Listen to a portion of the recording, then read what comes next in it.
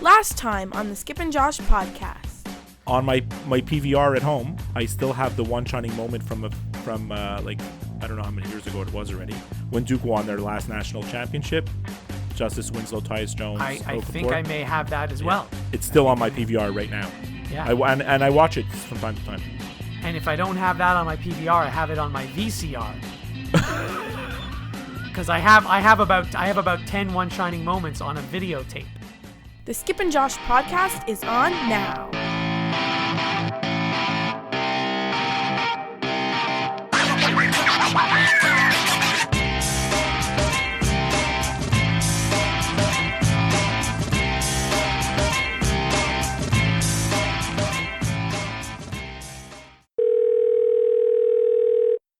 Hello. Hey, Skippy. Hey, great to talk to you. How are you? Good. I'm okay. We don't normally record on a Monday evening, but there's a lot going on this week. March Madness is in full swing, and the baseball season is about to start. Mm-hmm. And we realized that we have so much content that we had to record this special episode. Right. We were planning just to record actually like a baseball preview that was gonna drop at some point this week before the season starts, and then I think we both need to get some stuff off our chest about the final game of the Duke season. College basketball. Yes, we do. So, as everyone knows by now, Duke lost. It was a very close game. It went into overtime. Mm-hmm. I mean, it doesn't get any closer than that, obviously. No. And it was a back and forth game the entire time. It literally could have gone either way. I know that's what's the word I'm looking for? Cliche. Yes, thank you. But it was true. Like it could have gone either way. And then, I mean, I can point to a few different plays during the game. Obviously, the Grayson Allen shot just at the end of regulation time, or there were two plays in overtime at around the 2.5 minute mark. Where was it Gary Trent Jr. who brought the ball up and lost it both times? Like Duke didn't even get a shot on either possession. Trent did not have a good game. He really didn't. So those plays stuck out. Of course, the play where the ball went out of bounds, and originally they said it was Duke ball, and then they overruled it. But I feel it took forever. That was what I didn't like about that. To make that call. I didn't feel the call was wrong. Actually, I felt like it was the right call. Like, to be honest. But I mean, if it's inconclusive, you have to stick with the call on the court. I know, but like what really bothered me about that play is like, God, it took so long. I mean, it took forever. Time. And there's already the game. I don't want to start ranting about like NCAA college basketball because I do love the tournament, and it's one of the things I look forward to the most in sports all year. But the game yesterday is borderline unwatchable. If it wasn't such a great game, you know, it's the best game of the tournament so far, right? Kansas and Duke, two superpowers going head to head, overtime, like it doesn't get better than that. But the game's like borderline unwatchable with all the timeouts and commercials. The commercials were insane yesterday. There was no flow to the game. There was no flow at all. And it's frustrating as a viewer, you know, to be honest. Yeah, I hear what you're saying. And I know we're going to talk about that controversial foul call or blocking call. Yeah. So, I mean, I know you want to talk about it. So go ahead. Well, I mean, just so everybody knows what we're talking about, Wendell Carter Jr. had 4 fouls, and he appeared to take a charge. Was it in overtime or was it just late in the game? I don't remember. I think it was in overtime. And they called a blocking foul. And like I was honestly like in disbelief. First of all, he fouled out. Fouling out is fine. Like he's gonna foul out. He's gonna take a foul like that. That's just a consequence of the play. But, like, that was a charge. I mean, if that's not a charge, then nothing is a charge anymore. I don't know how anybody can say that was not a charge. And all the Duke haters are going to flood our inbox with, yeah, that was a foul, get over it and whatever. But, like, honestly, like, that's a charge, you know?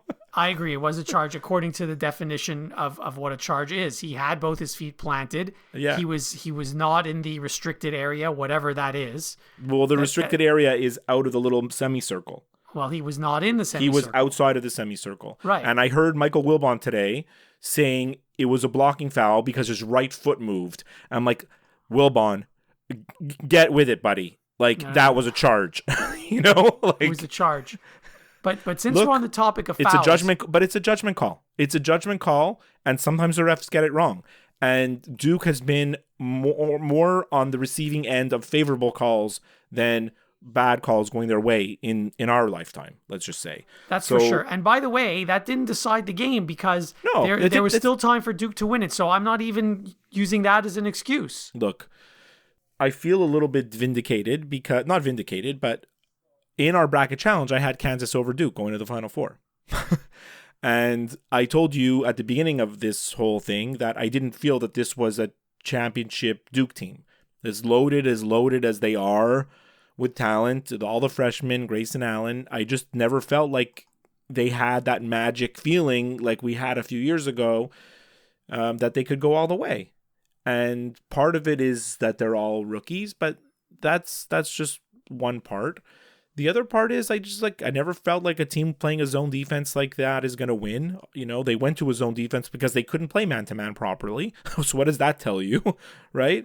And there just wasn't enough shooting. It's so odd to say because for the last 15 years at least, Duke has just been all about shooting threes, lining up 4 guys along the 3-point line with 1 guy in the middle, right? How often have we seen that strategy, right? Uh-huh. And this year was a total opposite. We had big man, we had a high-low game, but when you shoot 15% from 3, which is around what they did yesterday, and they did that the game before, you can't win. You just can't. You know? You can't win against a good team like Kansas. Yes, exactly. But I actually had Duke losing a round earlier to Michigan State in my bracket, so I didn't have high expectations for them either. Right. And to be honest, so they made it to the Elite Eight and they lost in the Elite Eight, and if you look during the season, they were roughly ranked anywhere between 1 and 10, I think, most of the year. Yeah. So that's pretty much where they should have gone. A lot of the people that were predicting Duke to go far were saying, on their best day, Duke could beat anybody. And yeah, but you could say that about a million teams. You could say that about everybody. And we caught Kansas yesterday on one of their best days because that guy Newman, right? Hello, Newman. He was unconscious, right? He couldn't miss any shots, right? And then the other thing is their leader, Devontae Graham, which is what I tell you all the time. The guy's a senior. He's 23 years old, right? He's 23? That's old. Well, his birthday must have been during the year. Normally they're 22, right? But I'm looking it up. So he's a senior. He's a man compared to 4 of those starters on Duke. And of course you can say, look at Marvin Bagley. Of course he's a man in his body, but not in his basketball experience, right? It's not the same. These guys have been coached for 4 years by Bill Self, and they're a team. They're a team. And Duke is an assembly of players trying to be a team, which is the whole crux of the whole one and done business, to be honest. Yeah, and you know what? Maybe we'll talk about this a little later, but Kansas is going to play Villanova, and they're also an experienced team. They're not all freshmen. No, that's going to be a great game. Honestly, Kansas-Villanova could be just as good as that. Well, look, the Duke, overtime. You don't have very many overtime games. By the way, there were two overtime games in the tournament this year. They flashed a little thingy on the screen saying it's a second overtime game. Duke was 2-0 in previous overtimes in the tournament, and I was I couldn't really remember what those games were. So, well, wasn't one against Connecticut maybe? Or maybe UNLV? I don't know. Yeah, I'm not sure. Anyway, and Kansas, I think, has played 10 overtime games in their history. Yeah. Well, they're in the tournament every year for 100 years, right? Well, so is Duke. Well, no, Duke went for many years being lousy, right? Where, before Coach K, Kansas goes back to this, literally the invention of basketball, right? So, Kansas Villanova is going to be great. Honestly, it's going to be great. And the other side, Michigan against Loyola Chicago. Look, Michigan's on a super roll. We already talked about this last episode. I expect Michigan to win only because Loyola Chicago's an 11, and I just can't see them making it all the way to the final. So I didn't want to go off the rails and talk about the next games yet because I wasn't done talking about the Duke game. Please, I didn't realize. Go ahead. Look, I'm not going to blame it on a call here or a call there, and you can parse the game as much as you want and every little play. And I actually did watch the overtime over again later last night because it was frustrating. I was sick from that overtime. I was too, but I happened to be doing my baseball draft, my fantasy baseball draft, while the overtime was happening, so I couldn't really focus as much as I wanted to. Right. Anyway, a few things that, there were a few positives that I'm going to take out of the game. First of all, Trayvon Duval had a good game for Duke. I was very impressed. He did great. He couldn't do anything against his zone because he's a slasher, right? But against Kansas, he was more in his element where he was able to get to the hoop, get to the rim, Also, this guy Delorier, who played like 6 minutes all season long. No, he's played, but yeah, he's been a sub. I was impressed with him. He did well. He's a hustler. He's 6'10", so he's a decent sized player. He has great reach. But he's a hustler, right? He's an energy player. You notice after Carter fouled out, they didn't put Bolden back in the game, another big man. They put Delorier back in. 6'10", but a lot skinnier and wiry type of player. But I think Coach K just liked his energy better.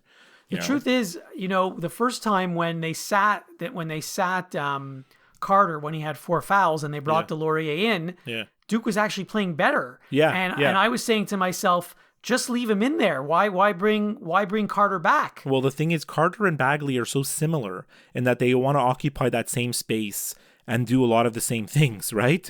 So it's really hard for them to kind of coexist. That's why, on any other team in the country, Wendell Carter would have been also 20 points a game, 10 rebounds a game, but not on Duke because Bagley took those numbers, right? Of course. Yeah. Yeah. I mean, it's like when Team Canada has to make a hockey team. It's like, the 20 guys that don't make the team could probably win the silver medal. Yeah.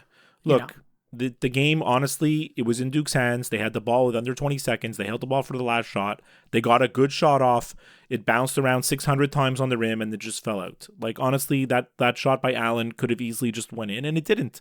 And then they went to overtime and they couldn't execute in overtime. So I'm not sad to see Grayson Allen go, honestly. Nor am I. I loved the guy when he was a freshman. He won us the national championship basically as a freshman with all the plays he made off the bench that year in the Final Four. The shots, the dunks, the hustle plays, the saving the ball in bounds. I'm going to have great memories of that. I'm going to have amazing memories of how Grayson Allen played in the Final Four when they won the championship a few years ago. I still have that on my PVR, by the way. 100%. But I'm not going to miss the kicking and the kneeing and the dirty plays and the controversy and the meltdowns on the bench. I'm not going to miss any of that, So I haven't done a what bugs me in a while, but there's something that bugs me about college basketball. You're kidding me? Boy, are you bugging me, man. I'm gonna nail. Ooh, God. I'm getting bugged now. Whoa, man. And I don't know if this happens in the NBA because I don't watch the NBA. Mm-hmm. And it's going to be very difficult for me to explain this to you, without any visual aids. Okay. So let me try to explain it. So you'll see a guy, the ball handler. He's, let's say, at the 3-point line or wherever, and he fakes the shot. Right. And the defender jumps up thinking he's going to shoot. Yeah. So now the defender is in midair. Right. Then the guy with the ball jumps into the defender who's in midair. Yeah. And they call a foul on the defender, not the guy who jumped into him. It's very shady. They and do I hate this it. all the time. It's not like it just happened once or twice. They do it much more in the NBA. The college players are not as in tune into doing that. But in the NBA, they do that all the time, and I hate it because really, in the letter of the law, the foul should be against the person who initiates the contact, which is the shooter. It's the shooter. But somehow the refs have been conditioned to call the foul on the defender. I mean, the defender is in midair. He can't control himself once he's in midair. Well, that's the whole point. That's the whole point because and the shooter knows. He's just waiting for the guy to be in midair, and then he goes up as if he's, taking a shot, but he's not really. All he wants to do is make contact with the defender. He knows the shot's not going to go anywhere. And what's much more frustrating? It's a 3, and what's more frustrating is that it's usually a 3-point shot, so he gets 3 and then you get throws. 3 shots. Yeah, I know. I hate that too. It's so annoying. Yeah, that is frustrating, and I don't know how to explain it. It's just something that happens, and you're right. It's frustrating. Anyway. All right, so I mean, we promised just a little mini episode tonight, basically to get some stuff off our chest about the end of the Duke season. And, we're still going to look forward to some good games in the Final Four and a great championship game. So, by the Hopefully. way, Villanova did not play well against Texas Tech, but still won, by double digits. No, I like Kansas's chance against Villanova. I really do. I think it's going to be a good game. I mean, obviously, my opinion is the winner of the Villanova-Kansas game is going to win it all. Oh, no. That side of the bracket is the champion. I don't think, And isn't it frustrating how that seems to happen every year where you've got one Final Four game, which is like the two best teams, and the other Final Four game, which no one really cares about. And so really, even though the championship game isn't until Monday, it's really Saturday. Well, looking back on it now, it's interesting because on the other side of the bracket, you had Xavier and Virginia as the two number 1 seeds. And now look, I mean, everyone thought that Xavier was the 4th out of the 4, right? Wouldn't you agree? Yeah. Right. But Virginia was like a fake number 1 out of the ones. You know what I mean? Yeah, you had to have them number 1. They had an amazing record. They only lost 2 games. They were on fire, but you knew they were ripe for an upset, right? That's why most of the people in our bracket challenge and like our expert guests that we had on had, Kentucky or Arizona, going out of that South region. So, yeah. But really, here's what I'll say. So, I mean, with all the upsets that happened this year, the truth is there was really only one region that was weird, because if you look at it, there's 2 1 seeds and a 3 seed plus Loyola Chicago. Exactly. And the weirdest thing is it's that South region that's the most screwed up. And that's the one that everybody agreed was the most stacked, right? Virginia, Kentucky, Arizona, Cincinnati, right? Like, and was then Tennessee somehow in that one too? Yeah, Tennessee was the 3 seed. And like somehow Loyola Chicago is made its way out of there, right? Now, by the way, here's the other thing I'm going to say. So, I mean, obviously the South region was the one that it was the only one that really was out of whack. But if you look at it, so I know that Loyola of Chicago is an 11 seed, and I don't want to take anything away from them because they've played well, but they were also lucky because they didn't have to play Virginia. They didn't have to play Cincinnati. They didn't have to play Arizona or Kentucky. Their toughest game was against Tennessee. Yeah. So their first game, they beat a 6 seed Miami. Then they played Tennessee and they won. And then they played Nevada, who's a 7 seed. So really, this upcoming game against Michigan is going to be their toughest opponent. And I don't know if their magical run can continue or not. I'd be surprised if Loyola Chicago made it to the final. But they were lucky that they didn't have to play any of the powerhouses. But they were still underdogs in every single game. So yes, they were. And by the way, they beat Miami by 2 points. They beat Tennessee by 1 point. They beat Nevada by 1 point. Their only easy win, if you will, was their last game against Kansas State. Right. So, okay. All right, we're going to give a little quick update on the bracket challenge. Okay, great. So, there's really only 3 people that have a shot to win the bracket challenge. Right. Zach Lyman, who's in first place. Mm-hmm. Dan Berg, who's tied for second place with Darren Berger. Right. So those are the only 3 that have a chance to win it all. They all have Villanova. So it doesn't matter really necessarily who wins the championship game because they all have Villanova. The only thing is that Daniel Berg and Darren Berger both have Michigan going to the final. So if Michigan does make it to the final, one of them will win. And it's actually going to come down to the tiebreaker, which is the combined total score. Right, because Dan Berg and Darren Berger, no relation, by the way, and they don't even know each other, they're going to end up tied no matter what happens. Yeah. So either they end up tied for first or tied for second. Yeah. So Zach Lyman, the only way he can win actually is if Loyola Chicago pulls off the upset. Which I think everybody other than Michigan fans is rooting for Loyola Chicago. Right. And by the way, just to let you know that the Skip and Josh podcast has spared no expense, and we have first and second place prizes this year. We do? We do, yes. Did we print up T-shirts or baseball hats? What did we print up? I'll take some pictures of the prizes and I'll post them. So before we sign off, remember, you can listen and subscribe to new and archived episodes of the Skip and Josh podcasts on Apple Podcasts, Stitcher, Google Play, anywhere you listen to podcasts. And if you listen through Apple Podcasts, definitely give us a review. We would love to hear from you via email to, tell us you love us, tell us you hate us, what you want us to talk about, what you don't want us to talk about. skipandjoshshow@gmail.com. We're very active on Twitter @skipandjosh, and you can like and follow our Facebook page. And as always, the links to everything I just said are on our website, skipandjosh.com, as well when you go to skipandjosh.com, make sure you sign up for our email list. All right. Well, great talking to you. Yeah. Glad we got a chance to just recap, what happened in basketball in the last couple of days. Agreed. All right. I'll speak to you soon. Okay. Bye. The Skip and Josh podcast is over now. Don't worry, there'll be another episode soon.